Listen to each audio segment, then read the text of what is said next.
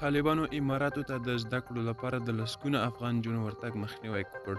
سلام ستړي مه شئ، پام وکړئ درنو د تازه مهم خبر ته.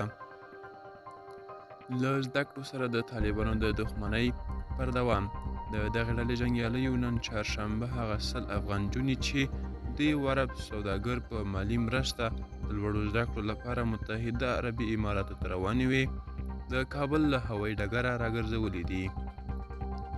یو شمېر رسنیو خبر ورکړی دی چې دغو نجونو له تیر یو کال راهیسې د خپلو بورسونو د قانوني چارو ترسره کېدا لپاره هڅې کولې، خو نن یې چې کارونه وروستي شوي وو او غوښتل یې متحده عربي امارات ته سفر وکړي، د کابل په هوایي ډګر کې پرې طالبانو جنګیالیو د سفر بندیز لګولی او بیرته یې خپلو کورونو ته ستنې کړي دي.